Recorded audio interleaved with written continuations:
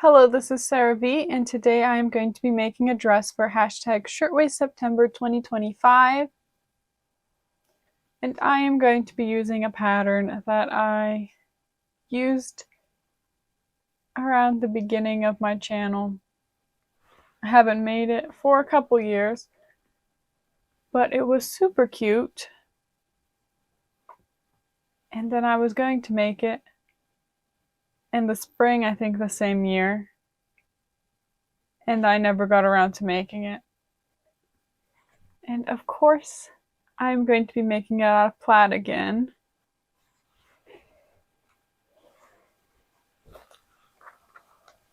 The pattern is McCall's 8610. And I am going to be making the short sleeve view this time. And along with that, doing the contrasting collar and cuffs. And I'm thinking maybe even the pocket flaps, because maybe I don't feel like matching those, because I remember it was a whole thing last time when I made this, because just matching everything, because there are quite a few pieces in this pattern, especially in the skirt.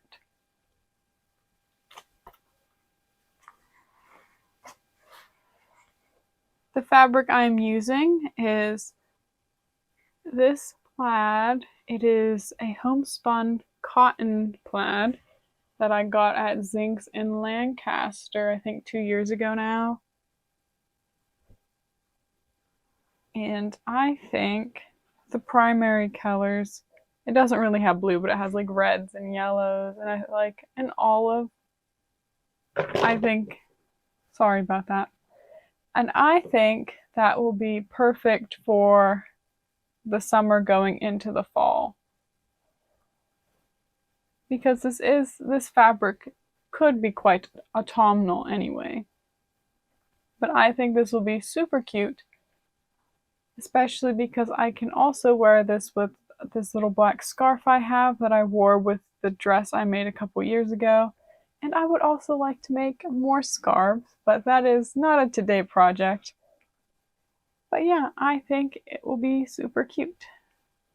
It's been a long time since I've made a dress with contrasting details like that. I am super excited that it's finally fall, although I have one more project I want to finish for summer, even though it's not technically summer anymore.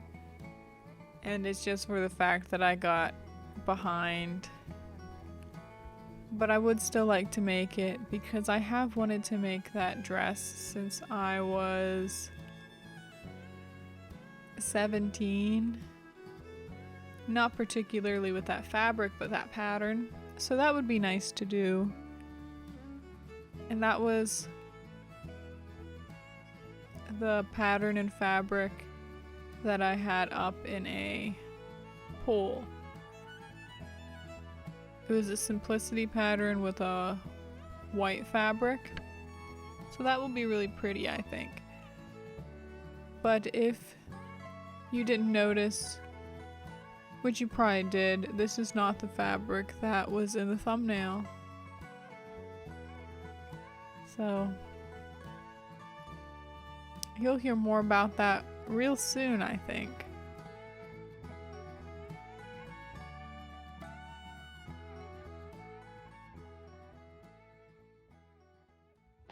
Well, this is a disappointment. Whenever I factored in how much fabric I would need, I knew I would need fabric to match the plaid, but it's not an even plaid. So whenever I cut out the skirt pieces, I couldn't just flip it to utilize the fabric better. I think if it was an even plaid, I might have been able to get away with it, but I wasn't.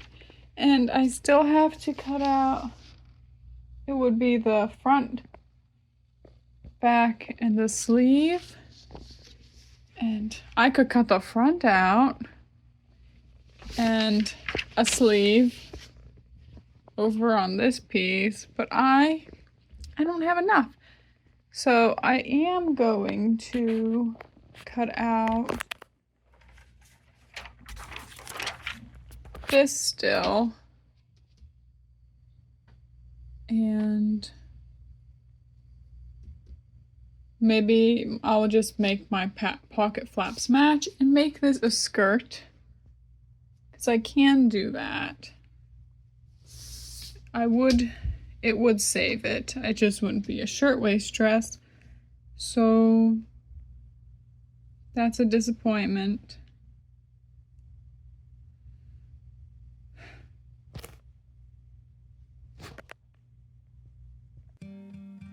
Now I am cutting the dress out of the new fabric, and I almost did it in a blue plaid, but I didn't have the mental capacity to cut it out in plaid again.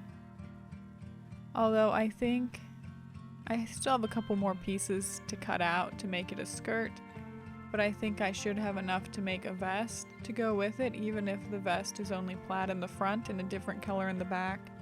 That's fine. But I think that would be cute for fall too.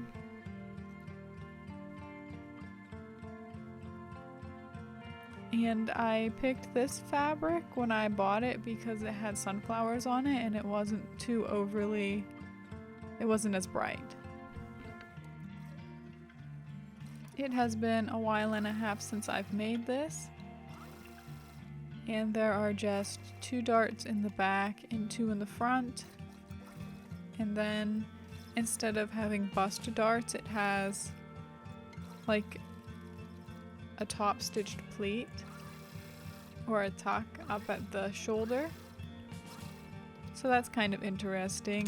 You just have to be kind of precise about it and mindful so you don't accidentally sew that tuck down whenever you're putting the sleeve in. But here are those bound buttonholes that I dread so much, which I procrastinated this all weekend, and it was terrible. But bound buttonholes that took me a while and a half to do, and then you couldn't even really see them because of how busy the fabric is. I guess I could have gone with a contrasting fabric, but I did not. And I also didn't remember how big to make the little squares. I just cut chunks and hoped for the best. But I remember why I didn't like doing this last time, because there are 11 buttonholes, and that's 11 too many of them.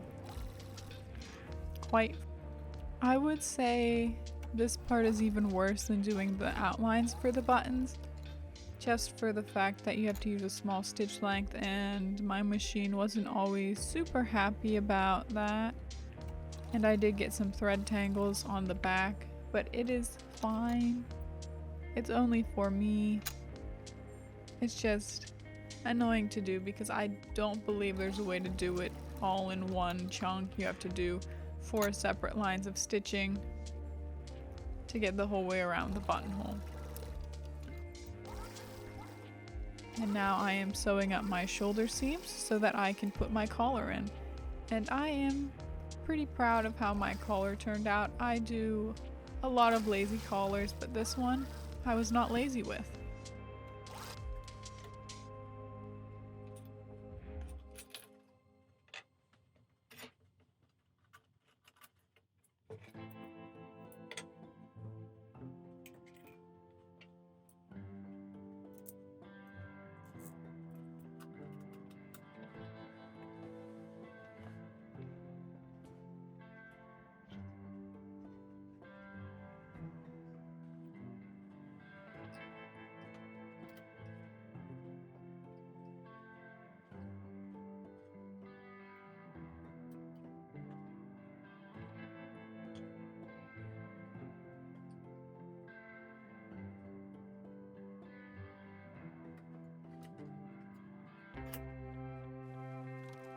The only thing that's really setting this collar apart from past collars is that after I sewed all around it and trimmed the seams, all that jazz, I understitched.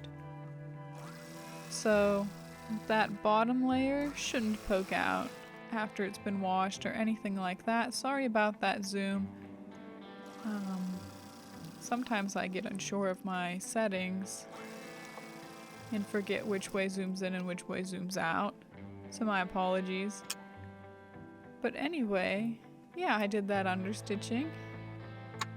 I also used pinking to trim the curve. But on the sides where it's not curved, I just kind of graded the seams so there wasn't a harsh line.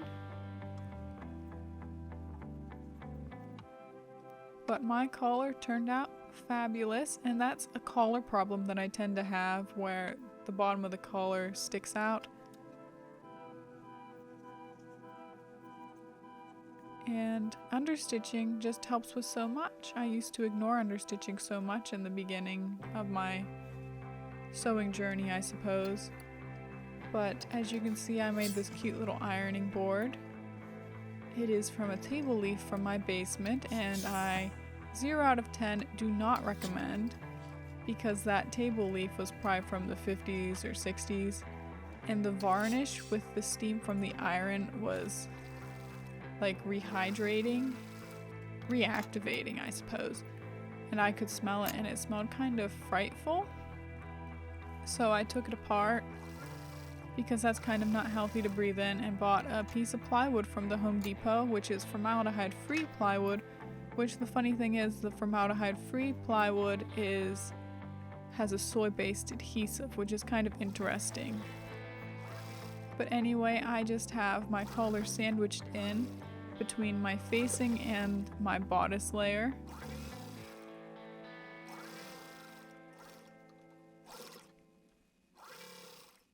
I did do some understitching. I didn't want to get too close to the edge because I know I couldn't go the whole way to the edge.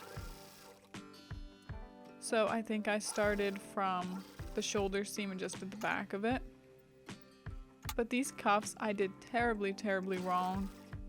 And even sewing them, I wish I wouldn't have done that seam allowance up like that.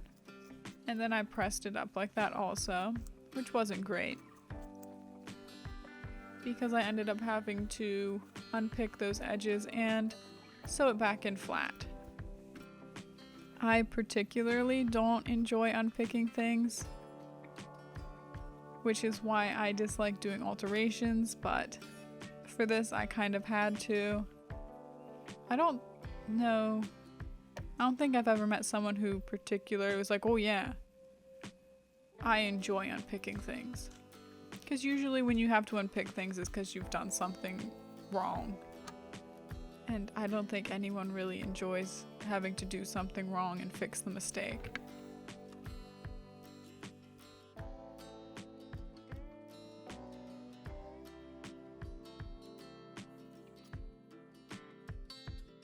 Before I can sew on those cuffs, which I sewed on incorrectly, I have to sew up the underarm seam, and I am not installing these sleeves in flat this time, which is surprising. That's usually how I do it. I feel like it almost fits nicer when it's not installed flat, but it's just so much nicer to install it flat, especially on machines that just have a flat bed on them. But even if I was on like an industrial machine, it's still a flat bed, so it's fine. But I'm just sewing all around that. In true Sarah fashion, I didn't read the instructions this time. And apparently I didn't last time, because apparently I was supposed to have, when the cuff was open, fold it in half and sew it in this middle part. So when it's turned out, it's sewn up to like here, I think, but I guess I could do an invisible stitch there. But I didn't do that in when I made it the first time either. And I kind of wondered why it was so flappy, and I guess it's because I Well, I made it wrong, but I could always whip that up too with an invisible stitch, not a whip stitch, but there's that. I also didn't like how I constructed this the first time, and I ended up putting a slit in it to try to make it work how I wanted to the first time, which if I followed the directions I would have been able to put the cuff on like that, but I didn't. So I did take it off and put it back on and do it the way I did it the first time I made this. But yeah. Another option is I could put a little bow over here and that would be cute, but I don't know if I will because I'm kind of lazy when it comes to that kind of stuff. But I thought it was just the fabric I used last time, but these still, when I do cuffs like this, they want to flop outward. I don't know. Now that my sleeves are sorted out, I can sew up the underarm seams of my bodice, not my, like the underarm, I guess it is the underarm because it's under your arm, but like the side seams. You know.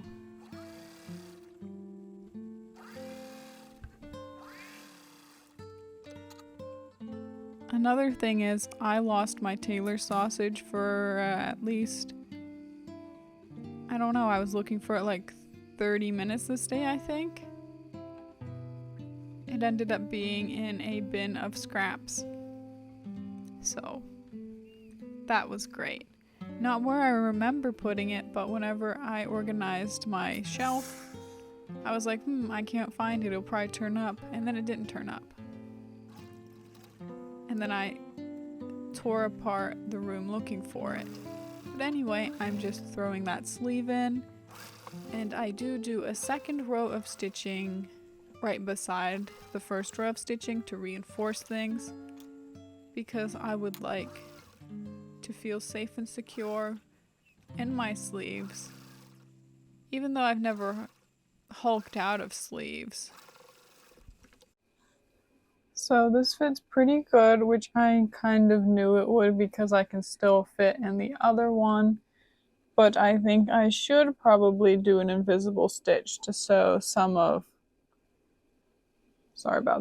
this up so it sits a little nicer, and also so the cuff isn't like up into my armpit, kind of, I guess. But it's not bad. And it's like the range of motion on the other dress I made from this pattern isn't great. And this one is probably just as good. Granted, I do have my t-shirt on underneath. But pshaw. Now that the top is all together, I can sew the pocket. I believe this would be a pocket facing. And I'm doing it in white, so whenever it's turned out, those pocket flaps will be white. And they'll match the collars and the cuffs, which I thought would be really cute.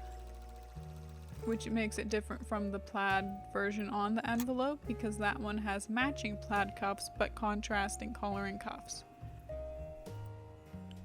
Matching plaid pocket flaps, I mean. But anyway, I have to clip into there just so I can turn that out and then sew those into the side seams. And the seam between the front and the side front. But that turned out really nice, and if you fold your seam allowance for the corners, it turns out nicer than if you just try to shove the seam allowance out. And now I am moving on to sewing those pleats down. I didn't even backstitch. And then I can sew that to the other white piece to complete the bottom of the pocket bag. Now I am sewing the bottom of the pocket bag in. And then off camera, I basted all those sides together.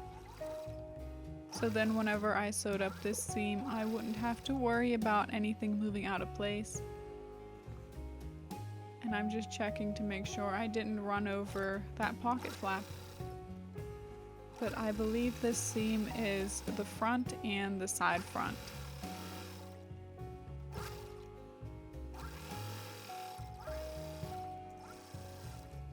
And then following that, I don't know. I thought I had footage of me sewing the skirt panels together, but then after that, I sewed the back and the two side back pieces together, and then I sewed that to the front. So, not a whole lot, but I am now connecting the top to the skirt. And then following that, I serged that edge, and then I edge stitched it to keep I like the seam allowance to sit up because I feel like it looks nicer that way. Also, I just don't like how it feels when I can feel the seam allowance flapping around. So I just like it to stay up.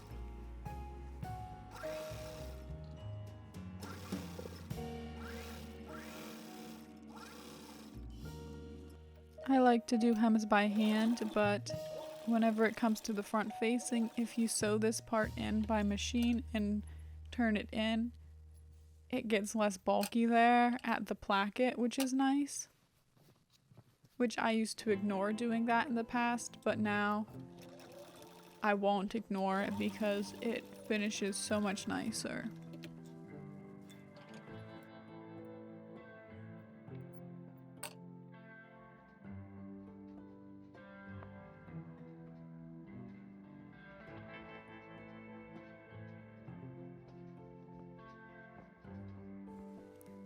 This hem didn't take very long to do, and that's just because it isn't the most voluminous skirt, but it's still quite cute.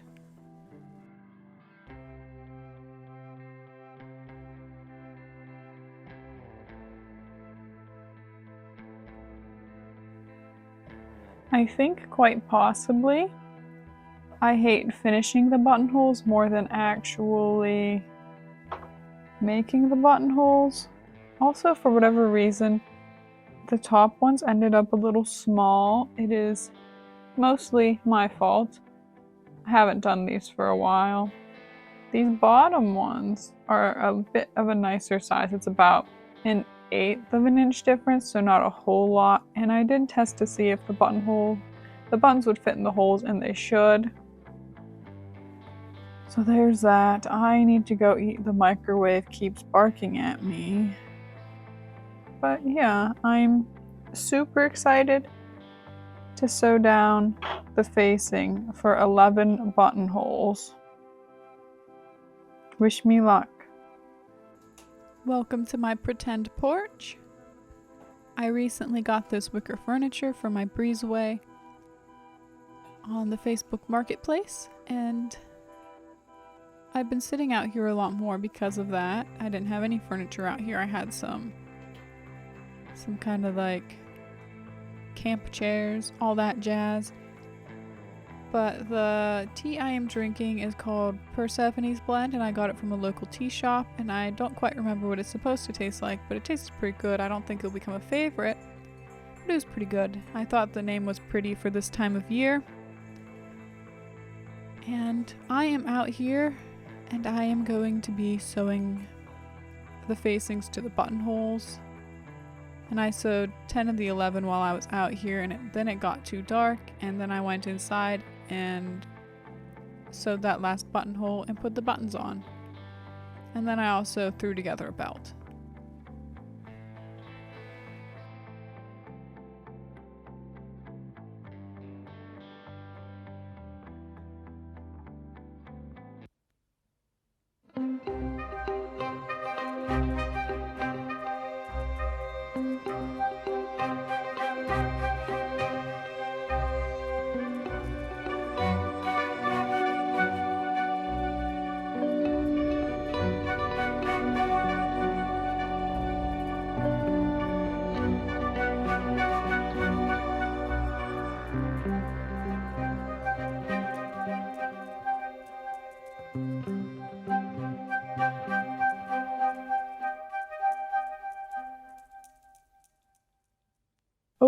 I am super happy with how this turned out.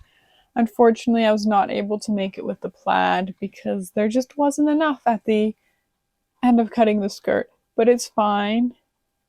But I have to keep this short because I have like 19% battery. So I did get this done in September. I'll probably post the Instagram pictures tonight. And I think it's super cute. The other one's cute, so why wouldn't this one be? But I'm happy I got to use this fabric that I didn't know what to make with. So that's a win. My little scarf goes with it. And I'm happy that I just barely made it into September, although this video will probably end up the 1st of October, which is tomorrow. So, yeah. I think it's super wonderful that Serena and Ashley Main Makes did this again this year. And I guess, yeah, that's what I got. But it's a little warm, and I recurled the back of my hair, but it's long gone. But anyway, that's all I have for this video. If you enjoyed it, please give it a like, and if you'd like to see more fall sewing, please subscribe. If you'd like to see what I'm up to date today, feel free to follow me on Instagram at Sarah V Sews Vintage. Thank you again for watching, and see you next time.